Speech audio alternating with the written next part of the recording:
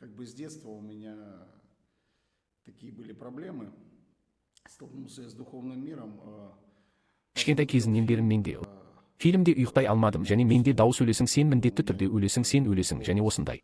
Ты умрешь, ты обязательно умрешь. Ты умрешь. И такое давление. Қысым міне демоникалық мен ресейліктер тәуіптер балгерлер экстрасенстер карталары тароға көп ақша жұмсады. Больше потратили денег на бабок, гадалок, экстрасенсов, карты Таро, на вот эти ложные пророки. Жалған пайғамбарлықтар және тағы сол сияқты тамаққа қарағанда яғни осыған толық То бату. есть полное погружение в этот духовный Рухани әлем және адамдарға бұл жай ғана қауіпсіз нәрселер болып көрінеді, бұл шайтандандыру. демонизирует, в принципе, общество.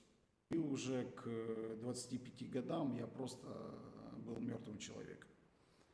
Вот мое состояние здоровья, оно было уже практически покойник. И Боря, тебе надо покаяться. И я вышел на дорогу, пустынная дорога, ночь такая. Түн сондай жұлдызды түн қазір есімде мен сол жерге шығып шынымен өзім өкінемін, ешкім жоқ мен үшін, ешкім жоқ. Сам кается, никого нет, никто за меня не молится. Сол кезде менің үстіме қасиетті рух түсті. Мен қазір оның үстіне түскенін түсінемін, ол сол кездегідей түсті. Барлығына содан кейін әкем маған куәлік етеді, айтады, мен сені қарап тұрмын дейді, менің үстімнен қалай. Аспан жауды дейді, мен тұрмын, ішімде не ойладың дейді, мен.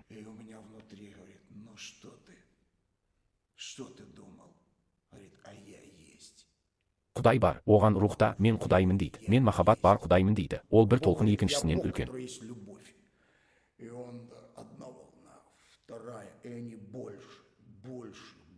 Мен ешкімді көрмеймін, ешкімді естімеймін, пастордың уағызын естімеймін, бір сөз естімеймін және Құдай маған.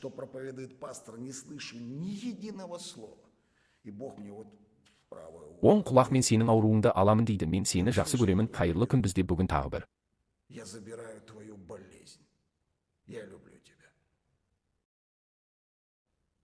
Добрый день, у нас сегодня очередное свидетельство. Куәлік ағасы шіркеудің пасторы болып қызмет етеді. Оның да Иса Мәсіхпен кездесу куәлігі өзгерген. Өмір оның ішінде ағасы, ханзадада бәрі қалай туылды, анасы, әкесі процесс басталды, иә. В принципе, как у всех, да, родился, мама, папа, процесс пошел, да, и... Және бала кезімнен менде рухани мәселелер болды. Такие были проблемы. Столкнулся с духовным миром. Әлем басы жоқ, Шабандоз фильмін көрді, басы жоқ. Шабандоз фильмін елестетіп көріңізші, мүлдем зиянсыз. Представь, фильм «Всадник без головы» безобидный, абсолютно советского союза. Кеңес одағы және менде осы көріністер басталды, мен шамамен 1,5 жыл ұйықтай алмадым. В течение 1,5 года я не мог уснуть. Просто не мог уснуть. Ұйықтап қалуым мүмкін, көзімді жұмғанда көремін, көзімді ашқанда көремін, міне, бұл неше жыл болды есімде жоқ. Это, не помню, 4. Шамамен 4,5 мен 5 жас аралығында, яғни әлі қалыптаспаған бала психикасы және тіпті осындай балалар фильмі, иә ол. Тіпті сондай ол мүлдем зиянсыз, және солай болып көрінеді, иә сол кезде қорқынышты фильмдер жоқ. Ештеңе міне, мен ұйықтай алмадым, менде үлкен қорқыныштар болды. Мен мұны кейін өскен кезде түсіндім, қашан. Мен кішкентай кезімде мен қалай болса солай жасай алмадым, міне, мен де ұйықтай алмадым және қалай болса солай деген сәтте есімде. Менде дауыс бар, сен өлесің, сен міндетті түрде өлесің, сен өлесің, және осындай қысым демонологиялық мен есімде мен.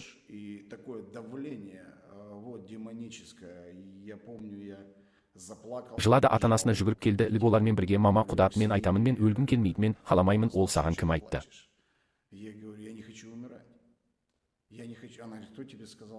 Сен өлесің, мен айтамын, жарайды. Маған өлесің дейді, мен өлгім келмейді, міне. Осындай сәттер менің балалық шағымнан болды.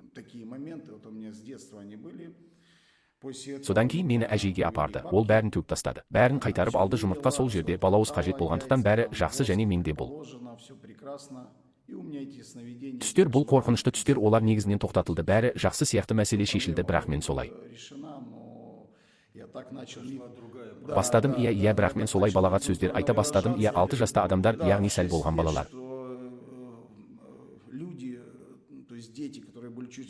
Менен үлкенірек олар айтты, жарайды, сенімен не болып жатыр, сол жерде мен 6 жасымда темекі шеге бастадым. Рас, тез арада мен бұдан қалай құтылдым, әкем ақылды болды, ол білді, ол мені соққыға жықпады. меня там лупить, наказывать. жазалау ол айтады, Антон, сен не шегесің, мұны істеудің қажеті жоқ. Мен айттым, папа, жақсы, және қалай мен содан кейін тез У меня тогда это быстро отвалилось. құтылдым, бірақ міне осы цензурасы сөздер кетті, және олар Цензурные выражения, они пошли, и они были не по годам. жылдар бойынша емес, барлығы не болғанына таң қалды. Міне принцип бойынша, және менің үйімде мәдени принцип бойынша ата-аналар олар ешқашан ішпеді. В принципе, родители, они никогда не пили, не курили. Шылым шекпеді. Әкем спортшы, анам да мәдени тәрбиелі адамдар, яғни мен қандай да бір цензурасы сөздерді отбасында Я каких-то нецензурных выражений в семье не слышал. естімедім, яғни бұл шын мәнінде салдары. Маған әжем барды, және әжем онда бұл мен қазірдің өзінде түскі асқа келдім. Да, это я сейчас уже Совершила взрослым. обряд и прошла еще большая Үлкен мәселе, иә, мен қазір ересек рухани мейім, мен балалық шақтан бастап бұл күрес менің ішімде қалай болғанын түсінемін. Эта борьба, она уже в принципе в моей жизни пошла. Өмірім қандай да бір ұсақ түйектер туралы айтқан кезде, негізінде ұсақ түйектер болмайды. Бүгін мен сенбеймін бе, жоқ па білмеймін.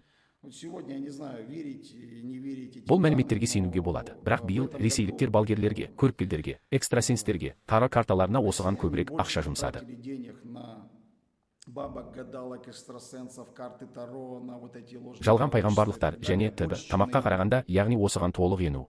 То есть полное погружение в этот духовный мир. Рухани әлем және адамдарға бұл жай ғана зиянсыз нәрселер болып көрінеді. Бұл шайтани Это күш. демонизирует в принципе общество. Вот. Это действие нечистых духов. Вот. И я жил в такой хорошей семье, в семье мир, любовь. Әлем махаббат, яғни анам әкемді жақсы көреді, әкем анамды жақсы көреді, бәрі жақсы сияқты. Иә, бірақ рухани әлем үшін бұл болған жоқ. Но для духовного мира это не было преградой. Кедергі неге? Өйткені менің отбасым негізінен сенбейтін адамдар еді. Міне не болды. Вот. Что случилось дальше? Әрі қарай 14 жаста менің өміріме есірткі келді. Міне мен ақырын домалап кеттім, және 2 жылға қарай мен жай ғана Я тихо-тихо покатился, и уже к 25 годам я просто был мертвым человеком. адам. Міне менің денсаулығым ол қазірдің өзінде дерлік марқұм болды. Міне қысқаша. Ну, практически покойник. Вот. кратенько была Сәтті мансап болды. Иә, спортшындар іс жүзінде қиратты мәселе. Да. бесы разрушили, по сути, ну, Бесы серьезную разрушили. карьеру. Жындар бәрін қиратты. Жындар әлем тыныштықпен сүйіспеншілік болған бүкіл отбасын қиратқысы келді, және әрі қарай мен университетте оқыдым. Дальше я учился в университете, у меня Менің жоғары білімім бар. Содан кейін мен футбол ойнадым. Шеберлер командасына қалай түстім, барлығына қол жеткіздім, және ішінде все и достигал результатов, и в газетах газеттер писали, жазды, және барлығы Рональд стилінде, және барлығы дерлік болды. все дела. Мен өте жас едім. Молодой, перспективный. Перспективалы жалпы өсу болды. Германияға ойнауға кетуім керек еді. Және әкем тыңда деді, егер сен кетсең, сен енді Если ты уедешь, ты уже никогда ешқашан қайтып келмейсің, сенің мүлдем басқа өмірің болады. Міне әлем үшін өте үлкен перспектива боша. Как бы для мира очень большая перспектива. очень большая. Для мира Әлем үшін ақша, табыс, спорт, жаның қалағанның бәрі адамды қандай да бір сәттер үшін ие деуге болады. Мен керекпін.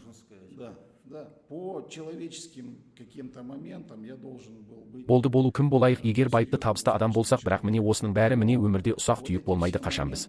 Вот. То есть мелочей не бывает в жизни.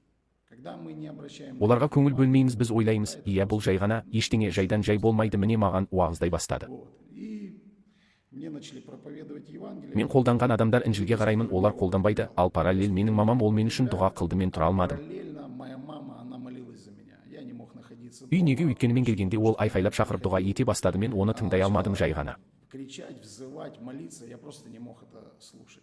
И это были... Бұл білесіз бе, біздің әкеміздің дұғалары емес, ол аспандағы шынайы, ал бұл жай ғана ауырсыну дұғасы. Қашан адам Просто молитва боли, когда человек взывает. шақырады, міне дұға қыла аламыз, білесіз бе? Дұға қылайық, ата-анамызға келеміз, сізде мәселе бар ма, сізде бала бар ма, менде мәселе бар. В семье у детей, да, у меня проблемы. Ну давайте Ал смотрите, сенімен дұға етейік. давайте помолимся. Ал Что дұға там? етейік. Бу-бу-бу Ал человек. бұ адамы туралы бір нәрсе бар, және ол ана Құдай деп атаған кезде, ол қайғы қасірет болған кезде, ол қайғы қасірет болған кезде, ол қайғы қасірет. Искренне, когда это от сердца, когда это от боли. Вот. И отец как-то оставался еще Мен әлі күнге дейін осы рухани жоспарда в қалды. стороне, да. Иә, И ал в 2 жыл течение бойы олар маған года уағыздады, мен оны жасай алмадым. никак не мог прийти к покаянию. Өкіну бұл жерде Ивабо нағыз керемет. Мен мұнда мен белгілі бір күннің ешқайда алмадым. Реальное чудо. Вот. Я не смог нигде в определенный день найти. Киев обынан есірткіні табуға келді. Барлық ұпайлар жабылып, сенушілер жақсы тыңдайды. И верующие говорят, ну, слушай, ну, Бүгін сіз ештеңе алмайсыз. Мүмкін сіз бізбен бірге шіркеуде барбекюге барасыз. Кем дегенде барбекюге келмеңіз, мен барамын. Ойлаймын, бірақ шашлық жемеуге болады. Бәрібір проблемалар бар, жалпы күн жоғалды, бекер өтті. Міне, мен олармен бірге бардым, және маған. Прошел зря. Вот, и я с ними поехал. И мне говорят... Дейді, кешірім тілеу дұғасын оқиық. Мен ойлаймын, кешірім тілеу дұғасы, иә, бітті. Олар қандайда бір христиан әндерін айтты. Гитара маған мұның бәрі өте таныс болып көрінді. Мұның бәрі қалай болды? Мен оларға қарадым. Жалпы жігіттер, сіздерді емдейді. Мен өзімді қатты аурумын деп санамадым, бірақ олардың істеп жатқаны маған біраз адамдар ауру сияқты көрінді. Ал мен дәрігерге мұқтаж емеспін дегенмен, негізінде менде көп нәрсе болды. Бәрі керісінше болды. Яғни көздері жабық болды. Рухани әлемге мен әлі де не болып жатқанын, Құдайдың неге апара жатқанын біраз түсінбедім, анашым. Інжіл маған уағыздайды. Иса мені құтқаруды шешті. Мені сол жерден шығарып алу үшін, мен шақыруға кіру үшін, қызметке кіру үшін. Бірақ мен ол кезде мұны түсінбедім. Міне, ол мен үшін алғашқы кереметті көрсетті. Қасымдағы адам мен үшін дұға еткенде. Менімен бірге бір адам тұрды. Біз онымен бірге бардық. Екеуміз бірге қолдандық. Және мен өзімді қандайда бір басқа әлемге түскендей сезіндім. Бір нәрсе маған май жаққандай болды. Ағып жатыр, мен түсінбеймін. Бірақ бір нәрсе сезім деңгейінде болып жатыр. Киелі рух маған тиді және көзімді ашқанымда важа еденде жатты. Мен одан не болып жатқанын сұрадым. Олар ештеңе етпейді деді. Олай болады, бұл қалыпты жағдай. Жалпы Ваня құлады. Мен одан жындар шықты деп түсіндім. Мен аяғымда тұрып қалдым, бірақ маған бір нәрсе шындап тиді. Бұл тәубе ету дұғасы болды. Тәубе ету дұғасы. Содан кейін олар қолын қойып мен үшін дұға етті. Яғни ол мүлдем толыққанды болған жоқ. Яғни маған Құдайдың бар екеніне сенесің бе деп айтады. Мен әрине сенемін деймін. Сенемін. Иса мынаны жасады. Міне крест. Бәрі саған өкінуге уақыт келді ме? Мен жарайды, мүмкін өкінетін шығармын, өйткені менімен бірдеңе болып жатыр. Міне, дәлелдеме негізінде мен адамдардың есірткі қабылдамайтынын, олардың өмірі өзгеретінін көрдім. Мен бұл қадамды жасаймын деп ойлаймын. Қысқаша айтқанда, сөзбе сөз емес, бірақ қағида дұға. Покаяние дегеніміз кейбіреулер үшін жай ғана тәубе ету дұғасы емес. Жаратқан ием, кешіре гөр, бұл тәубе ету дұғасы. Дұға айтылған кезде мен жай ғана қайталадым. Яғни бұл менің дұғам емес, маған айтылған дұғаны қайталадым. Бірақ мағынасы ше? Дұғаның мағынасы көктегі әке, мен саған өз күнәларыммен келемін. Иә, мен күнәкар екенімді мойындаймын. Мен өз проблемаларымды мойындаймын. Мен бұл туралы ештеңе істей алмайтынымды мойындаймын. Мен бұған ештеңе қарсы қоя алмаймын. Яғни мен қабылдаймын. Иса Мәсіхті менің ием және құтқарушым ретінде, және мен Исаның келуін сұраймын және яғни бұл сенің күнәкар екеніңді мойындау, Құдайдың сүйіспеншілігін мойындау, және мен оны өз өміріме шақырамын. Жаратқан ием, қалағаныңды істе. Себебі мен бәрімін. Міне ол бірден жетті. Міне ол бірден жетті. Міне дүниежүзілік чемпионатта бұл ғажайып мен болған кезде.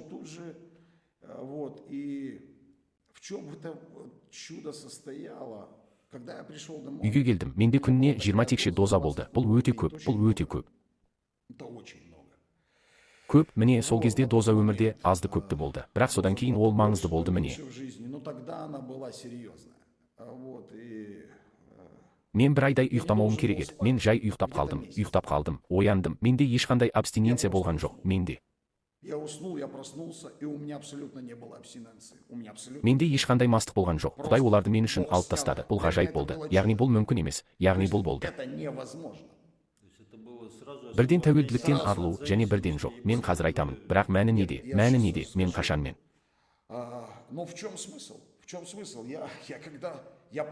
Ояндым, бірақ менің ойлауым бұрынғысынша қалды. Мен бұрынғыша қалдым. Ақша әрі қарайда.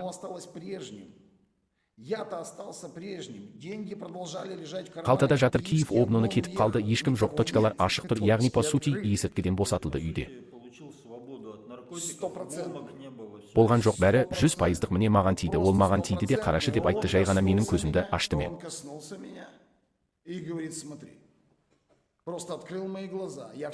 Бәріне де құдіреттімін. Менің қолымнан бәрі келеді. Сенде проблема бар, ал мен өзім тырысып жүргенде музыка секіріп.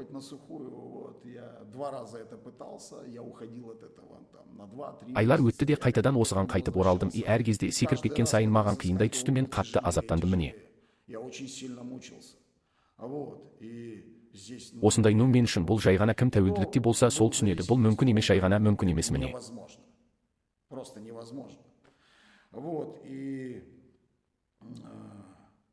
Мен оянып кеттім, және бұл еркіндікпен не істеу керек? Яғни менде көріністер болған жоқ, білім болған жоқ, то есть түсінік у меня болған не жоқ. было видения, не было знаний, не было понимания, что мне Бұны мен әрі қарай не істеу керек міне? Мен шықтым, иә, кеттім және әдеттегідей достарымды пошел, кездестірдім. и вот по своему обыкновению встретил друзей, по своему обыкновению. Әдетім бойынша және міне елестетіңіз нүктеде үлкен кезек неге өйткені кеше иә мәселе болды, иә елестетіңіз. Потому что вчера была проблема, да.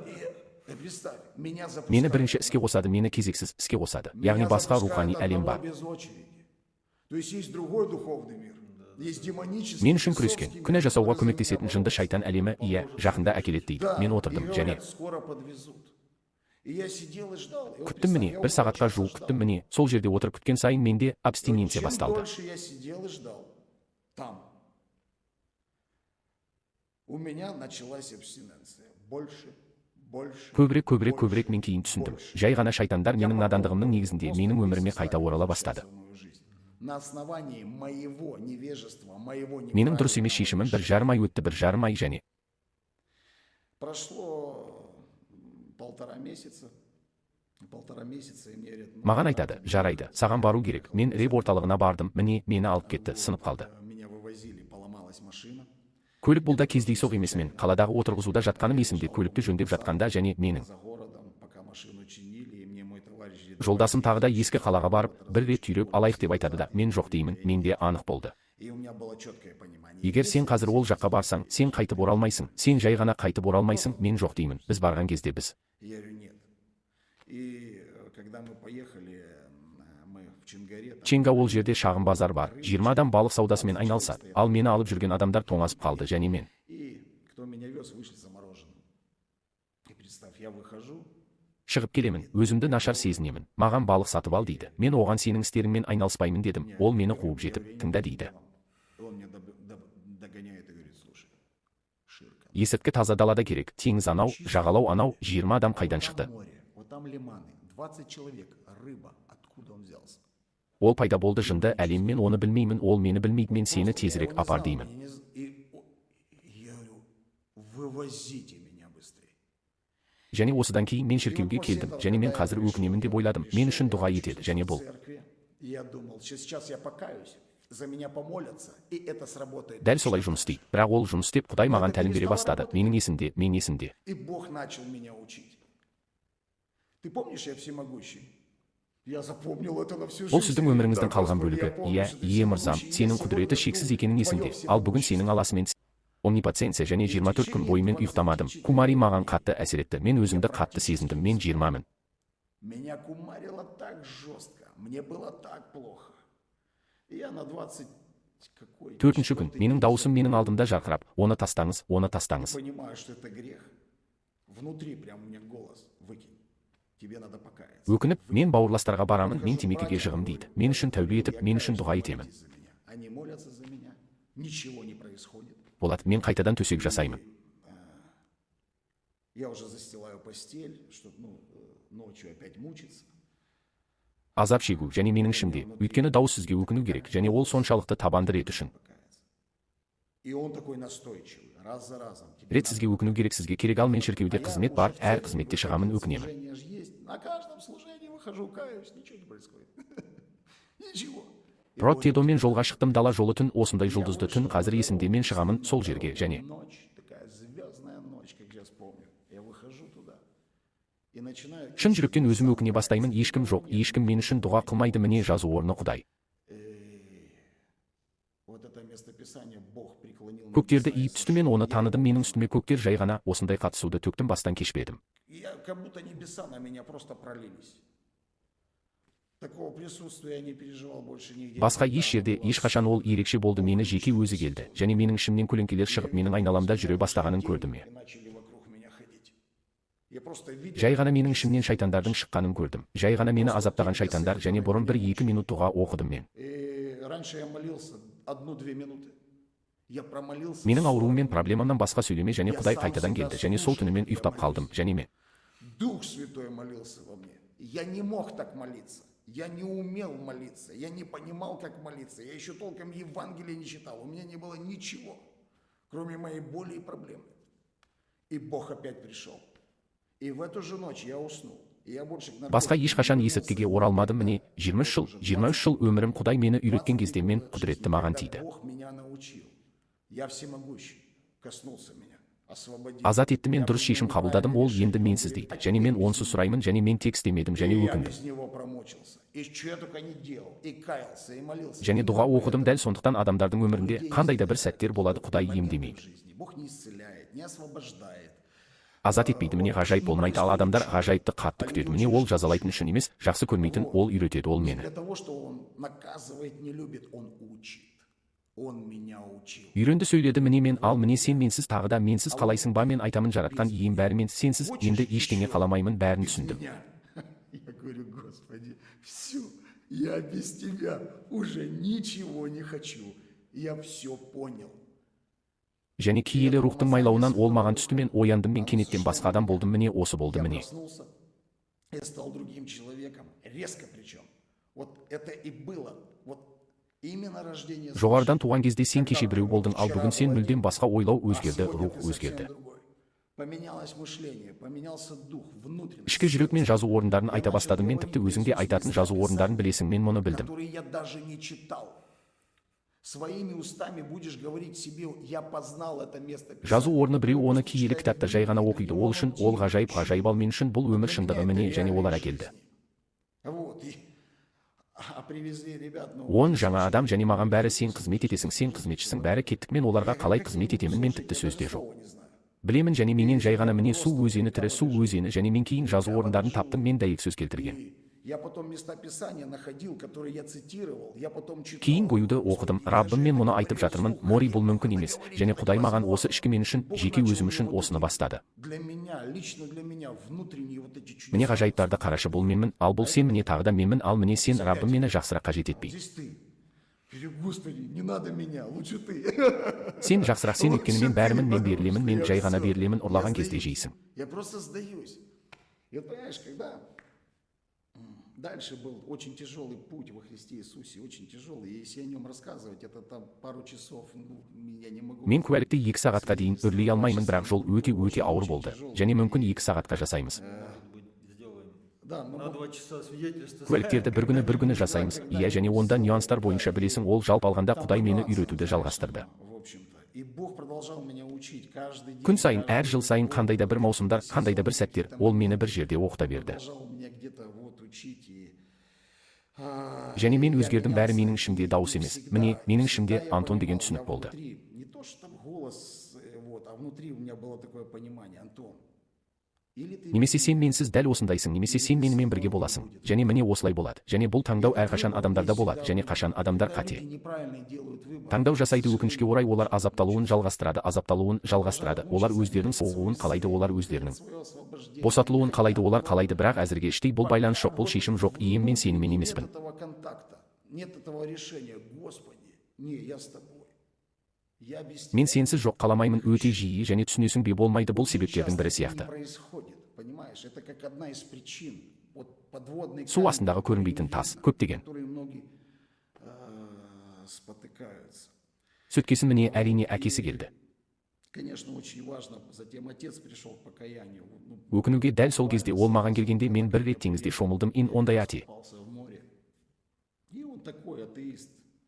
Он там анекдоты эти, там все. Ол жерде бәрі дінге сенушілер туралы, және бәрі сондай жарайды. Ол жай ғана жарайды, жай ғана атеист және. Просто атеист и все. Бәрі міне ол келді, маған заттар әкелді, азық түлік, және мен теңізде шомылдым, және мен теңізден шыққан кезде. И я купался в море, и я когда из моря выбегал, Азық ол өте ұсақ жерден ұзақ жүгіріп шығады, міне мен. мелкое, оттуда выбегать долго. Вот. А я смотрю, Қараймын, мен қазірдің өзінде білемін, қараймын, ол қатып қалды, білесің бе, қашан, міне қалай тас адам сияқты болды, қалай. знаешь, когда вот как каменный человек стал, как онемел. Тілсіз қалды, ол қатып қалды, мен қараймын, міне алыстан оның бет әлпеті, және көз жасы ағып жатыр. Және мен түсінемін, бұл жай ғана көз жасы емес, онда әкесі. И я понимаю, это не слезы просто, там отец сына увидел. Ұлым көрді мен қараймын сол кезде менімен болған тірілген ұлым киелі Что рухты. тогда происходило со Видел мной, воскресшего сына. то, что вот Дух Святой тогда сошел Ол кезде на маған меня, түсті мен я түсінемін, понимаю, қазір что оған он түсті сейчас міне тікелей сошел түсті на қашан него, бәрі және прям маған кейін сошел, әкем как куәлік это етеді. Все, и мне потом батя свидетельствует и говорит, Айтады мен саған елестетіп көрші мен саған қараймын дейді, маған аспан төгілді дейді, және мен ішімнен тұрмын. леса пролились, говорит, и я стою, и у меня внутри, говорит, ну, Дейді, ну сен не ойладың дейді, ал мен құдаймын оған рухында айтады мен. а я есть. Бог ему в духе говорит, я есть. Бәрі бар, және адам осы күнге дейін қалай өкінуге келді міне, яғни отбасының керемет құтқарылуы. Вот, то есть очень чудесное спасение в принципе семьи, которую... Шайтандар жойып жіберуі керек еді, ал ол жерде өте керемет. Вообще там очень классное свидетельство. Куәлік әрі қарай мұндай және қызмет ету, және аурулармен күресу, және т.б. міне, бірақ бұл туралы өте ұзақ және Вот, но об этом можно говорить очень долго и детально. толығырақ айтуға болады. Өйткені негізінен менің бүкіл өмірім бұл сенім өмірі, қандай да бір білетін сәттер емес. Міне, бахай пайда болды. Вот бах, оно и появилось у тебя. Сенде бұл сенім өмірі, ал сенім бұл Құдай үйретеді. Және сені кезеңнен кезеңге ауыстырады дейді. Қарашы ұлым, қарашы мен міне. Говорит, смотри, сынок, посмотри, я вот здесь. Мұндасың, ал сен міне мұнда бір рет қаласаң кіргім келеді деді. Хочу, входи. И вот. И Және менің осындай жарқын дәлелдерімнің бірі Інжіл мектебінде оқыдым, және бәрі оған дайындалған қызмет болды. в библейской школе и было служение, все к нему готовились там. Ол жерде майлау тұрды. Бұл ояну уақыты болды. Кім біледі? Сол біледі, ерекше құйған кезде. Дух Святой по-особенному изливался. Кто знает, тот знает. И Және қызмет басталды. Пастор уағыз айтуға шығады. Бәрі майланған мадақтайды. Мен отырамын және маған. было прославление, все. И я сажусь. И на меня вот так. Міне, сүйіспеншіліктің жылы толқындары, сіз бұл махаббат екенін түсінесіз. Және бәрі сіз мұны түсіндіре алмайсыз. Ты не можешь это объяснить. Ты понимаешь, это на уровне... Бұл сезім деңгейінде, яғни көрініс, яғни Құдайдан келген білім сізге жазу деңгейінде емес, сезім деңгейінде Құдай. На уровне написанного, а на уровне чувства. Бог говорит, я Мен Бог, махаббат который деген создал. Құдаймын дейді, және ол бір толқын, екінші толқын, және олар үлкен. Мен осылай отырмын, ешкімді көрмеймін. Больше. Я вот так сижу, я никого не вижу. Никого не Ешкімнің слышу. пастордың уағызын естімеймін, бірде бір сөз естімеймін, және Құдай маған оң құлағымды береді. И Бог мне вот в правое ухо говорит, Ол мен сенің дұғаңды естідім, мен сенің ауруыңды аламын, мен сені сүйемін я дейді. забираю твою болезнь. Я люблю тебя. Юра, бұл дауыс, мұны жер бетінде жасау мүмкін емес, мен мұндайды естіген емеспін. Это невозможно подделать. На земле я такого не слышал. Никогда. Ешқашан және мен түсінемін, ешқашан естімейтінімді түсінемін. Құдай маған жеке өзі келді, және мен оның жарты сағат жай ғана жыладым. Лично. И я 1,5 часа просто рыдал. В его присутствии. Қатысуы ешкімді көрмеді, ешкімді естімеді, және қашан менің өмірімде бауыр екі жақты қабыну сияқты проблема пайда болды. У меня была вот такая печень. Двухстороннее воспаление легких. Өкпе мәселесімен өлемін, дәрігерлер сен 2 ай өмір сүрдің, және сен өлдің, мен тіземді тоқтатып мен оған айтамын. Я становлюсь на колени. Я говорю, Господи, Жаратқан ием, сен уәде бердің ғой, мен оған айтамын, мен саған ант беремін, мен сенің сөзіңді өмір бойы уағыздаймын, мені сауықтыр, содан кейін менде. всю жизнь исцели меня. И у меня за одну молитву Бір дұғадан кейін бауыр қабырғаның астына секірді. Ертеңіне дәрігер келіп сезуді бастайды, бірақ бауыр жоқ. щупать. Печени нет. Печени Бауыр нет. жоқ, ол орында мен 60 болдым. Қанша 67 кік шамасында кеуіп қалдым. Жарайды, марқұм, мен есімде. Высох. Ну все, покойник. И я вспоминаю тот голос. Сол дауыс, мен Құдай сені сауықтырамын дейді. Мен сені жақсы көремін. Мен Құдайым, сен келдің дедің, маған да бірдеңе. Сказал. Может мне тоже что-то сказать? Айту керек шығар. Мен уәде беремін. Міне, менің өмірімде қандай да бір қиын жағдайлар болғанда тоқтату үшін. Тяжелые какие-то ситуации в жизни, чтобы прекратить проповедь. Уағыздауды тоқтату, қызмет етуді тоқтату, қандай да бір басқа істермен айналысу, сен шаршаған кезде, Делами. Когда ты устал, когда все бәрінен жалыққан кезде, рухани шайтандық қысым болғанда, қандай да бір қайғы қасіреттерді, қиындықтарды бастан кешіргенде. Қандай, және міне бүгін емес деп ойлайсың. Жоқ, ертең, міне менің ішімде сен уәде бердің, сөзіңде тұр, сен уәде бердің. Ну, қалай солай? Держи слово. ты обещал. Ну как так? Ну подожди. Тоқташы, біз сенімен келістік қой. Договори. Мен саған, ал сен маған дауыстап. Тебе вслух сказал. И ты мне вслух сказал. Айттың. И вот такие Міне, проявления осындай көріністер, и Құдаймен встречи рухани духовные кездесулер, с Богом. білесің бе, одан кейін олар Раньше әртүрлі было көп болды, много бірақ бұл, разных, білесің бе, кто-то вот знаешь, такие... Қандай да бір негізгі бастапқы нүктелер. Сен кетпейсің. Құдай әрқашан сенімен бірге, білесің бе, және ключевых отправных точек ты не уходишь, то Бог всегда с тобой, знаешь, и помазание майлау начинает басталады, расти. және сенің бөлігің бар. И ты способен принести плод, потому что ты в нем, ты в завете, ты в договоре. У тебя есть твоя часть, твоя ответственность. Жауапкершілікті түсінесің бе? Бұл басқа қарым-қатынас, бұл ішкілік, сондықтан жай ғана жетелеу туралы уағыз айтқан кезде. Поэтому, когда просто проповедуется о ведении, то есть голые знания, Жалаңаш білім, яғни адам кітаптан оқыды, жалаңаш білім берді, бұл ешкімді өзгертпейді, міне өзгертеді. это никого не меняет. Меняет вот именно это. Дәл осы ішкі адамда болған кезде, және ол туралы әуесқойлық рухтың арқасында, және кім естісе ол басталады. И он об этом начинает свидетельствовать, на это всегда приходит помазание. А когда приходит помазание, это печать Святого Духа. И тот, кто слышит, он начинает меняться. Менің куәлігім әрекет етеді, киелі рухтың мөрі келеді, мен қазір сөйлеп жатырмын деп сенемін. Я верю, что я сейчас говорю. Знаешь, они веруют. Зна айтты, өйткені сенген есіңде, мен міне мен сенемін, және мен сөйлеймін, және мен біреу тыңдайтынын, және киелінің мөрі болатынын білемін. Послушай, и будет печать Святого Духа. Рух ал, онда әрі қарай қандай да бір басқа нюанстар сәттер, иә білмеймін, менің әйеліммен. Поэтому, ну, вот как-то так. А там дальше, если какие-то, ну, другие нюансы, моменты, да, я не знаю, у меня с женой серьезно. Біз сол жерде Вера шіркеуімен болған бүкіл оқиғамыз сияқты, елеулі дәлел Вера оқиғасы, иә. С церковью серьезное свидетельство, история веры, да, вот. Міне, өзара қарым-қатынас, заветтің өзара қарым-қатынас арқылы, және Құдаймен өзара қарым-қатынас, және И взаимоотношения с Богом. И оно рождается. ол туылады, ол келеді, бата келеді, сен мұны көресің, және сен түсінесің, міне бірінші күннен бастап. Вот с первого дня. Антон. Антон, бұл сенсің, ал бұл менмін, бұл сен менсіз, ал бұл сен менімен, және мен түсінемін, ием мен кіммін, және менің барлық. А это ты со мной. И я понимаю, Господи, кто я такой? И я понимаю, все, что есть в моей жизни. Өмірімде ием, иә сен, өйткені мен көптен бері өлдім, мен енді жоқ, түсінесің бе, міне осы болған кезде білесің бе, міне осы бар, осы да. Нет, понимаешь? И вот когда это есть, знаешь, вот это и есть, это и держит. Это Мұны и ұстап, сохраняет. соңына дейін сақтайды. Міне, бүгін қарапайым тілмен айтқанда, бүгінгі күнге дейін. Как бы сегодня так вот по-простому. Ну, на сегодняшний день уже служение. Қызметші шіркеудің пасторы, ал пастор сваға қатысты. Мен де аспанға қолымды қалай көтергенім туралы куәлігім бар. Как я поднимал руку к небу. Вот так Міне, саусағыммен труси, және мен ешқашан пастор болмаймын дедім. Және мұны көп рет дұғада жасадым, мүмкін Құдай. много раз в молитвах, наверное, Бог с меня смеялся. Мені күлді, сондықтан осылай. Поэтому вот как-то так. Құдайға шүкір, иә. Сондықтан, егер кімде кім қызығушылық танытса, біз бұл бейнелерді жалғастыра аламыз. Сондықтан мен әлі де солай деп ойлаймын. Интересно. Так что Я думаю, да, мы еще запишем, Әрине, соңында құтқарылу іздеген, Иса Мәсіхті іздеген адамдарға айта алатындай етіп жазыңыз. которые ищут спасения, ищут Иисуса Христа. да, И да. Если что можно еще Сенімен бірге болған, осы қызметтен өткен, бірақ қандай да бір себеппен кетіп қалған бауырлар мен әпкелерге тағы не айтуға болады. проходили это служение, освобождение, но по какой-то причине ушли. я понял, да. Мен түсіндім, иә жалпы, Иса неге Иса Мәсіхтің не үшін екенін әлі түсінбегендер. Зачем Иисус? Почему Иисус? Иисус Христос занял мое место. Менің орнымды, сенің орныңды крестке алды, неге, өйткені жазылған күнәнің ақысы өлім, міне, өлім қандай да бір.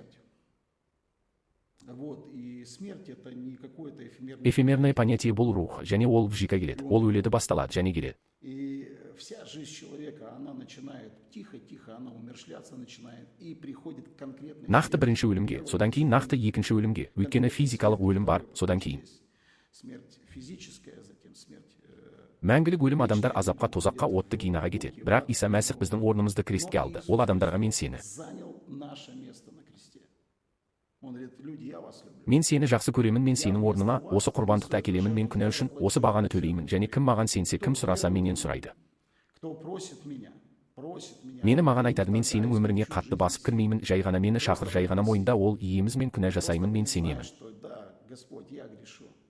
Я верую, что ты... Сен мені жақсы көресің, сенің құрбандығың ұлы, мен сені Иса Мәсіхті өзімнің ием және құтқарушым ретінде қабылдаймын, егер бұл своим Господом и Спасителем. Если это действительно... шын жүректен болады, міне, және біз әрі қарай Исаға қарай қадамдар жасайтын боламыз. Иса міндетті түрде бізге қарай қадамдар жасайды, және Иисус обязательно сделает шаги к нам и появится... Құдаймен жеке қарым-қатынас пайда болады, сіздің бүкіл өміріңіз өзгереді. Міне сіз құтқарылуға келесіз, міне соларға. К спасению. Вот, к тем, кто Кім біледі, жолда егер Құдай саған бүгін бірдеңе бермесе жасамаса, ол сені бірдеңеге үйретеді. Су астындағы тастар бар, бірақ ол просто тебя учит. Что-то есть подводные камни, но он обязательно... міндетті түрде сені жақсылыққа шығарады. Неге? Өйткені жақсы көретіндердің бәрі жақсылыққа ықпал етеді. Ерте ме кеш пе Құдай. Рано или поздно Бог откроет, Ол неге бұлай істегенін, неге ол сенің өміріңде қандай да бір сәттерге жол бергенін ашады. Жай ғана сеніммен өмір сүреміз, біз оған сенеміз. Міне, ал кетіп қалғандарға кім шегінген, кімнің толық жеңілісі басталды. Білем, Құдай сені әрқашан күтеді. Неге? Өйткені әке.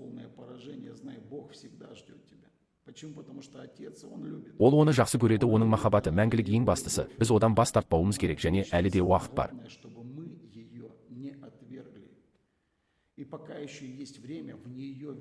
Тірі кезіңде қайт орал, жай ғана қайтып оралып, Құдайға сенуді жалғастыра беріңіз. Міне, Иса деген жолда. Мәсіх, сондықтан мен сіздердің барлығыңызды Иса Мәсіхтің атымен жарылқаймын. Әумин, әумин.